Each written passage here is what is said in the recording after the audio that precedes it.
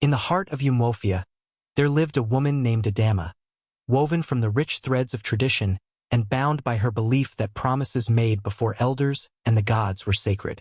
Her marriage to Emica was the envy of many, a union that shone like the midday sun, admired by all in the village. Their love was not hidden. It glowed softly, warming everyone who stood near them, like fire that brought comfort on cold nights.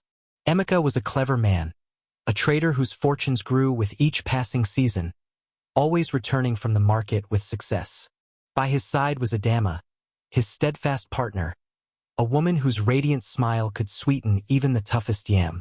Together they built a beautiful mud house with a brightly painted door, a home that stood as a symbol of their love and prosperity. They saved their cowries carefully, dreaming of the day their future children would step into the big city schools. The seasons passed in a rhythm of joy, harvests abundant, markets alive, and their love growing stronger with each sunrise. Adama's mother, her face lined with wisdom, often reminded her of her blessings. A good man, a prosperous life, and a path filled with grace. The better part of Adama and Emica's vow had been easy to live. But then came the storm, the cruel twist of fate that tore through their lives like a tornado. Emica set out on a trading trip to the coast, one meant to be their most profitable journey yet. His goods were treasures. Ivory tusks, intricate masks, and rare spices, enough to make him the wealthiest man in the village. But the sea was a cruel master. A sudden storm rose with ferocious power, snatching away everything he carried. Emica returned not with riches, but with nothing, only the clothes on his back and a spirit broken into 1,000 pieces. The man the village once knew seemed gone. The Emica who had laughed so freely was now a shadow, a ghost of himself. His bright eyes, once alive with dreams, were now clouded with sorrow that refused to lift. Palm wine became his escape, not for joy or celebration, but to drown the heavy shame that consumed him. His fields lay neglected, weeds choking the once rich soil, and the mud house began to crack and fade. The savings were gone, their dreams dissolved like salt in the rain. Every hope for the future slipped from their grasp. The whispers began softly, like the rustling of dry leaves in the wind, but soon they grew into a storm that carried Adama and Emica's misfortune across Eumolphia. Adama's mother, her face etched with deep lines of concern, came to her one quiet evening, her voice low and heavy with worry. "Adama," she whispered, "you are still young. You do not have to carry this burden forever. Leave this man," she urged. "The gods will understand." Her words were meant to comfort, to give Adama a way out, but they struck her like betrayal, piercing the heart of her most sacred vow.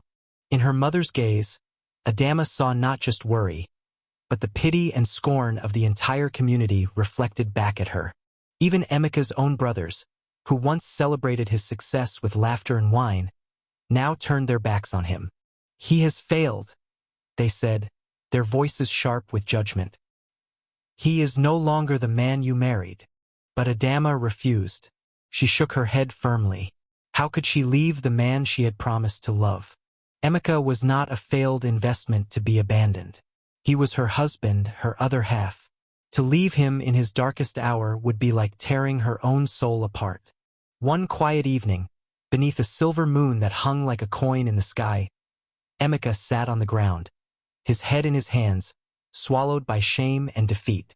"Why are you still here, Adama?" he whispered, his voice raw. "I have nothing left. I am a ruin. Go, find a man who can give you the life you deserve." Adama's heart ached, not for what was lost, but for the man who no longer saw his own worth. She knelt before him and held his weary hands. "My husband," she said gently, "I did not marry your cowries. I married you, for better or for worse, remember?" She did not leave. Instead, she began to weave baskets, her fingers moving with fresh determination. With her basket sold, she roasted groundnuts to sell at the village square, her smile a silent declaration of hope.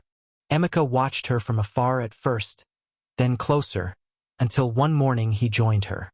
His idle hands now sorted groundnuts, his spirit slowly mending. Their laughter returned. Softer now, but deeper, richer, born from pain endured and love that would not break. From a small stall, their trade grew. Adama's sharp eye for quality and Emika's knowledge of markets brought dried fish, palm oil, and new hope. Seasons turned, and their fortune grew once more. Their savings rebuilt, their children sent to city schools, their home alive with laughter. Emika often told them, "Your mother is the strongest tree in this forest, for when I was but a dying branch, she gave me roots to stand tall again." In the end, their story became legend in Umuofia. A tale told at weddings, a reminder that marriage was not only about joy, but about walking together through both the sun and the storms. Years later, their children, Chaik and Amara, returned from the city, carrying ambition and dreams larger than the quiet life of their parents. Chaik, armed with a degree in commerce, dreamed of great trade ventures, while Amara longed to build a school for the children of Umuofia. But fortune tested them too. Chaik's grand venture failed. His goods lost to theft, his wealth drained by sudden taxes, leaving him broken like his father once was. He withdrew beneath the shade of a mango tree, his pride shattered, silence his only companion. One afternoon, Adama came to him with palm wine and a half-finished basket. She did not lecture, only sat quietly, her fingers weaving hope into every strand. "Did you lose your hands, my son?" she asked softly. "The earth does not abandon the seed that fails the first time. It waits for the rain and gives it another chance." Her words lit a fire in him. The next morning, Chaik joined his parents at work, side by side, planting, selling, and rebuilding step by step. The legacy reached the grandchildren too, Ifeoma, the scholar, and Obi, the artist, each carrying dreams and struggles of their own. When Obi, disheartened by rejection, brought his sculpture to his grandfather, Emika took a piece of wood and carved a simple canoe, teaching him that life's strength is found not in grand victories, but in small, steady triumphs shared with others. "Your art is not for the world to own, but for your soul to express," Emika told Obi. "The seed does not ask for permission to grow. It simply waits for the rain." Ifeoma found new resolve, not for wealth or recognition, but to continue her studies with a quiet determination that no failure could shake. Obi too embraced a new path, creating smaller pieces of art not for sale, but for the joy of shaping beauty with his own hands. Their grandparents' story was no longer just legend. It flowed through their family like a quiet current, a strength that endured through generations. As they grew, Ifeoma became a doctor with her own clinic in Umuofia, teaching patients that true healing was as much of the spirit as of the body. Obi, now a renowned sculptor, created a towering piece for the village, a gnarled tree with deep roots and one vibrant branch. He called it Adama's Promise. At weddings, young couples no longer recited vows by tradition alone. They invoked the story of Adama and Emika, the storm, the loss, the labor, and the rebuilding.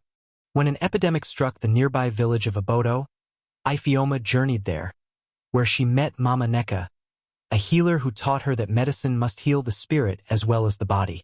Meanwhile, Obi was offered wealth and fame if he mass-produced his art. But remembering his grandfather's words, he refused, choosing truth over profit. Ifeoma and Obi's choices became a living testament to their grandparents' wisdom, that true love, true healing, and true art all endure not through wealth, but through depth, truth, and spirit. As the years turned into a new decade, Ifeoma's son, Jide, came of age. He was a child of screens and speed, a boy who saw his mother's village not as a foundation, but as a memory fading into irrelevance. Ifeoma watched him with a familiar ache, the same ache she had felt for her brother Chaik, and the same quiet concern her mother had carried for her father, Emika. Jide left for the city, not for school, but for work. In the buzzing halls of a tech company, he climbed with dizzying speed, his sharp mind and restless drive earning him praise and envy alike. When he returned home, he spoke with restless pride of millions of cowries turned into digital wealth, of algorithms that would change the world. He looked at the village with condescending eyes. Ifeoma did not argue. She served him her mother's special fish stew with pounded yam, a meal that tasted of home and history, silently teaching what words could not. But his fall came swiftly. A trusted friend betrayed him, stealing his brightest ideas, leaving him with debt and public humiliation. His empire crumbled overnight. Jide returned to Umuofia a broken man, ashamed to face the same people he once dismissed, retreating into silence within his childhood room. Ifeoma did not scold him. She worked in the clinic. She planted seeds in the garden. Her quiet labor was a testament to the strength that had sustained generations. One evening, Jide asked her, "How do you keep going when everything falls apart?" She answered softly, "It is not what we build, my son. It is what we are made of." We always came back to our roots. And so Jide found his way, not just as a son of the city or of the village, but as a bridge between them. With technology and tradition, he built a future where the promise of Adama lived on.